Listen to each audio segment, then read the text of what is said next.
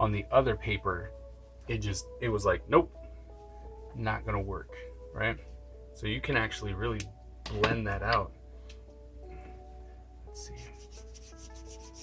And so you can instantly tell, look at that, oh my goodness.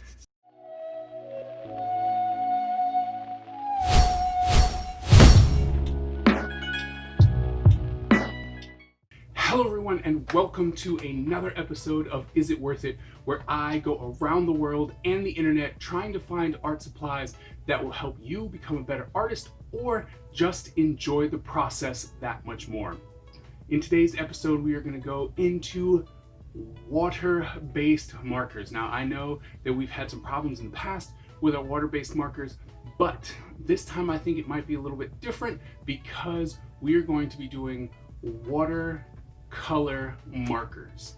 So we're going to try these dual-ended Staedtler watercolor markers because it looks like it adds some type of versatility to the fact that you can actually go with marker and then use water for a brush, like a watercolor brush with some water, and then spread out the actual ink. So that should be pretty interesting. So let's go ahead and check out these Staedtler dual-ended watercolor brushes and see if they are actually worth it. So I am very excited to jump into these because it was actually a really good price. They've got multiple colors, 36 double-ended watercolor brushes. This is something that seems really, really cool. German-based company, and let's see what it says. It's double-ended water fiber tip pens with brush tip for beautiful watercolor effects on most watercolor papers, ideal for detail sketching and illustration. All right. Discover and create design journey, draw, write, paint. All right. So the case, of course, it's just a plastic case with a piece of paper on the inside. Shows the pen, which is nice, so you can see what you're going to get ahead of time. Staedtler normally produces, some really decent product, but okay, so I don't know why they decided to put like that in there. Oh, okay, because it's supposed to go out like that. Okay. So that's kind of odd, like you can't keep it in the case, like that's just inconvenient as far as when you actually decide to use the markers, like you can't keep it in the case, you have to have something else. The pen itself seems, it's fairly decent, it seems sturdy, although, if you push on it you can tell that it's a little plasticky, but it is a firm plastic, like it doesn't feel cheap, so let's put it like that. Okay, so then we have this watercolor brush, and it's more in a cone shape, right? And it seems as though it's got some it's like thick, right? So it seems like it'll be giving you a lot of support in the brush aspect. So that's pretty good. Cap has a little snap to it, right? And when you push in the cap, you can actually tell that the base is getting wider because it's harder to push it in. So I think that even if you don't hear the snap, it'll still be on there pretty snugly. And then we have this very, very thin brush. It looks the same, like it has the same cone, but it is very, very small. Comes to a nice point, but we're gonna see just how good it is. Okay, and then that one does not snap. But like I said, it's snug when you push it on there. So at least there is that. And then the cap design does allow you to put the cap right on the back of the other cap, so you don't have to worry about caps flying all over the place. So that's always good. Love that. All right. Just gonna jump right in to these blue. Go ahead into this blue right here.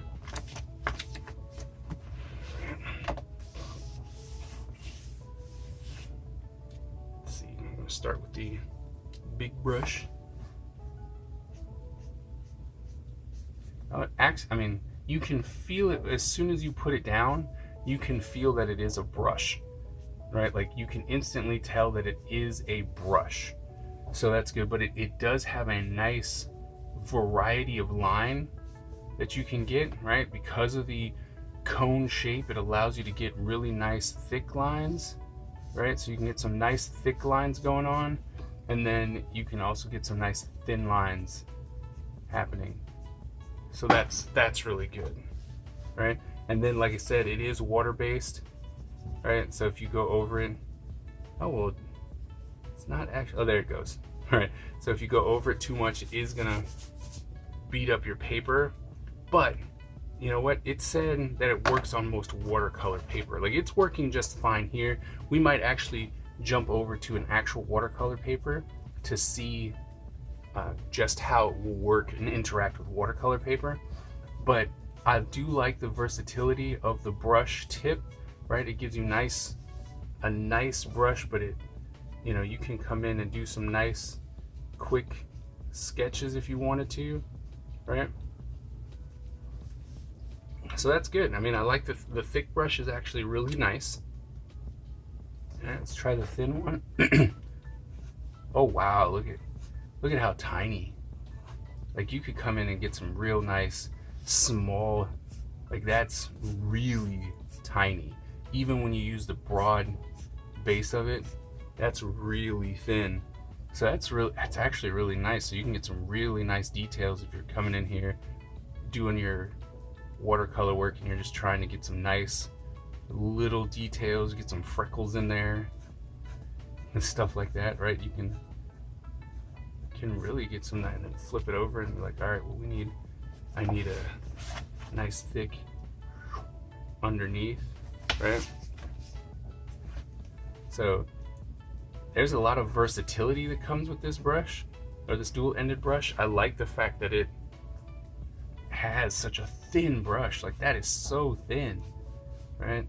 And even in the thick part, it's like a 0.5 maybe. I don't know what did it say. Yeah, 0.5 to 0.8 is what it's saying you can get out of the small brush. That's really nice. Okay. Blue. Let's see about, like, let's check out the red, see if that does anything different. Oh, the colors are super vibrant when you put it down right away. Right? Super vibrant. The ink comes out great. Flows really nice. Look at that. Right? You can do a nice thick to thin. So the brush is very sturdy, but it still has flexibility in it to allow you to get some nice variety in your lines. Like that's actually fantastic. Like as far as most watercolor brushes, I'd never really liked the brush that comes with it. Like this gives me all of the stability that I would need out of a brush, right? It's really nice. The quality of the pen is great. When you're writing, let's see, like that works really nice. Like you use these watercolor brushes and then you can sign stuff with them. So if you're doing watercolor, you have enough, small tip to actually give you such a nice writing utensil, so you can actually do some really nice journaling work if you wanted to. You could do some nice sketching, like the sketching's really quick,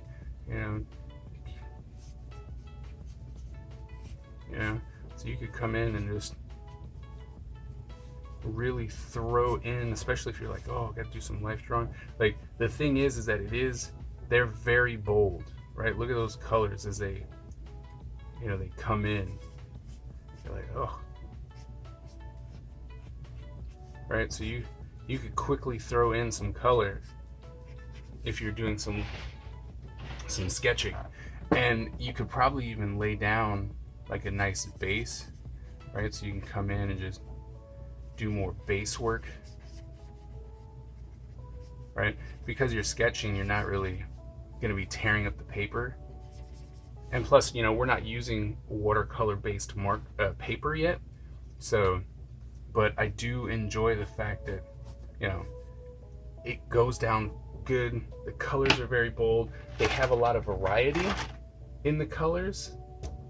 So, you know, you can even get really nice, like this is a very light color, so I don't even know if you guys can see that, but it's a light blue, so you could do some real quick sketching and it be fantastic. All right, let's try this bright yellow. So there are a ton of colors, a ton of colors. Oh wow, that yellow is fantastic. Very bold, very bright.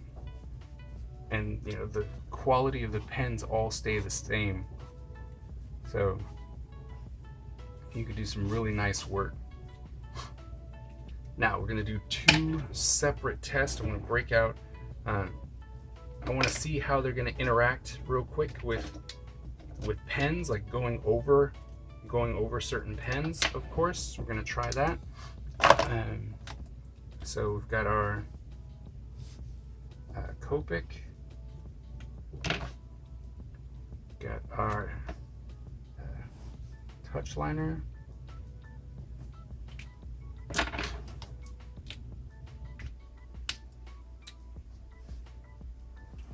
our identity pen, and then of course we have the Micron. All right, so we have a couple we have a couple colors here, so let's just go over it with a big brush, see what happens.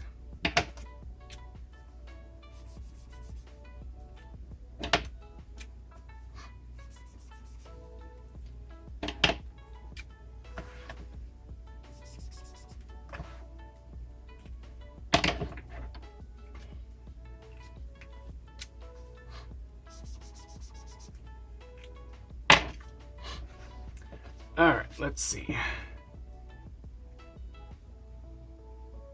So the ink is not, I mean, on either one of these, so these pens do not interact with the ink pens, which is great. So you could actually come in and draw something if you wanted to. All right, so we're just gonna, once again, just draw a quick eyeball. Right, so you could come in and scribble something down, pick your color,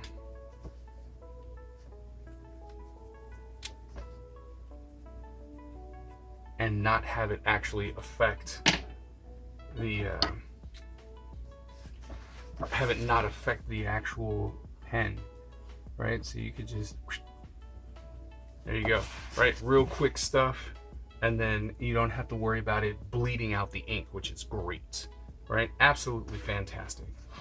All right, so I'm bringing out watercolor brush, okay? Because it says that you can actually move around the ink. So we're gonna try that, okay? So we're gonna put down some red.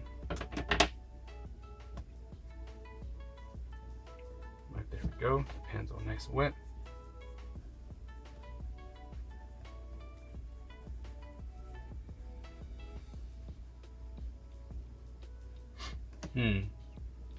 Okay. So this paper doesn't like to be wet, it seems like. Okay. So we're just gonna real quickly grab. Oh wait, that's marker paper. Hold on.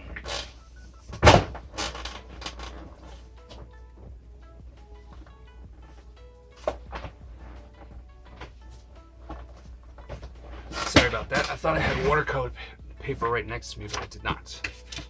All right, so there we go. There's some watercolor paper. So let's see if it interacts differently. All right, so we put down some ink. All right, and then we come in. Oh, yeah, see? You actually use watercolor paper, and then you can get some nice, look at that. Like you can just move that ink, that watercolor around. All right, and you saw how long that I was able to wait right? Look at that. A nice watercolor effect. That's cool. Right, so you can make it nice and light. And so it's very important that you would have watercolor paper, because as you saw on the other paper, it was like, nope, not gonna work, right? So you can actually really blend that out. Let's see. And so you can instantly tell, look at that, oh my goodness. Using watercolor paper, this works so, look at how nice that works, right? Whoops, because the ink stays on top of the paper, right? So you can come in here and manipulate this, this ink, because it stays on the top for a while. So you could actually have this really nice, look at that, just this nice blend out if you wanted to, right? So you could do some really nice stuff with watercolor paper, right? And it seems as though the water,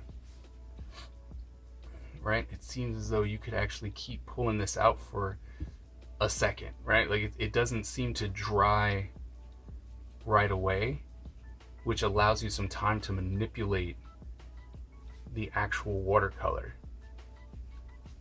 right? That's really cool. Okay, so look at that. Come in here, keep pulling from different areas. Now, one thing that I'm curious about is, okay, so we did that, right? And it's still wet up here, but what happens if I have that wet and I just, okay, so it does pull up the paper, but not as much, right? So knowing that it's wet and then trying to go over it again might actually give you problems. But then, right, you can just come back and manipulate that. So, you know, there you go. See, just pull off that color. All right, so we're gonna do another one, and then we're gonna try and blend it. So we have a yellow. All right, so we have a yellow. I'm gonna put down this yellow. I have to say, using these watercolor-based markers off of, with this watercolor paper is absolutely a game changer. All right, so then we did some orange, and then we're gonna slap that down in some red. All right, let's see what kind of blending we can get going on in between these two real quick.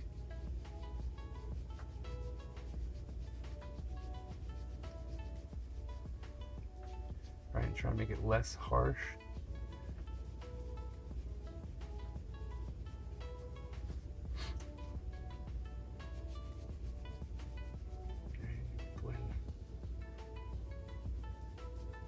Sure you have enough water.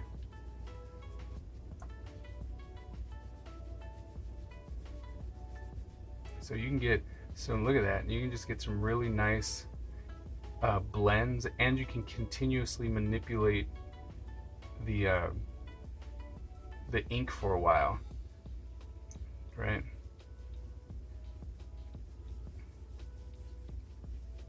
Look at that. Right? And you just get the little bits out of the way. Oops. And you got to be careful, because see, like the ink still stays, like, so you can keep blending this out, and then you could ruin it because you've moved the ink too far. But look at that. That's awesome. So,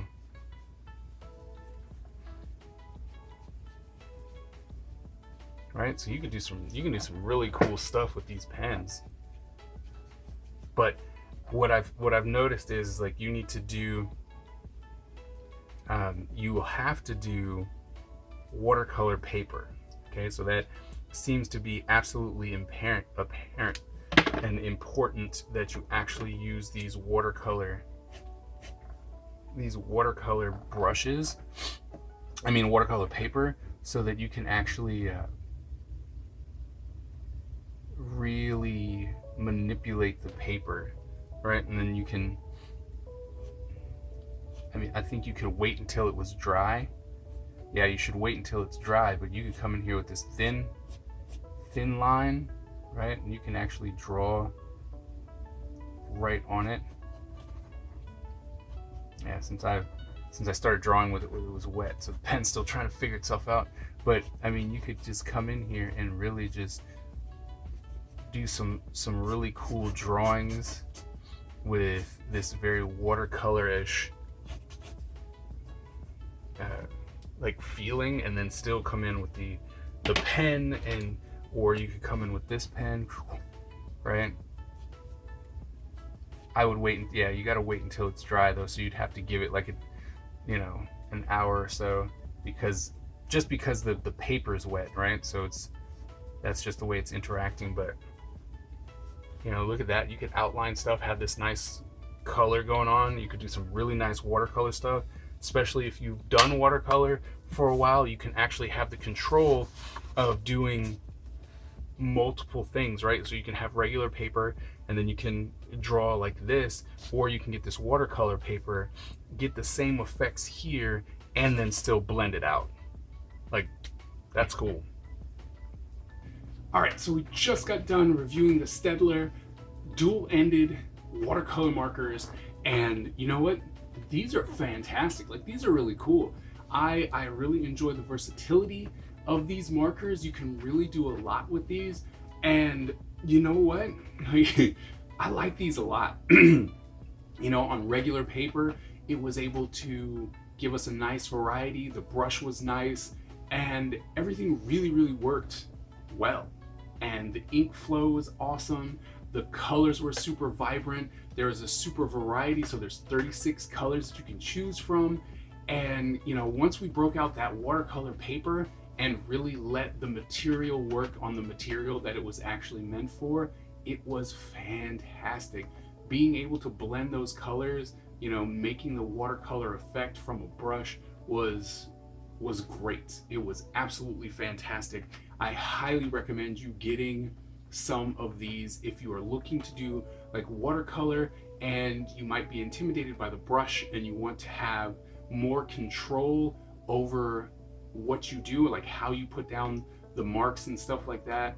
Then this is definitely something that you should check out, especially if you're a marker person or a color pencil person, that you're used to that feel, right? The feel of the pencil or the marker. These are really good. And then you can come in with a brush and some water and you can spread it out if you need to. Highly recommend these markers. Definitely go check them out. They are indeed worth it. Thank you guys for watching this episode. I hope that you got something from it. If you did, please go ahead and hit that like button. And if you are new to the channel, go ahead and click the subscribe button and hit the notification bell so that you get notified every time we update the channel.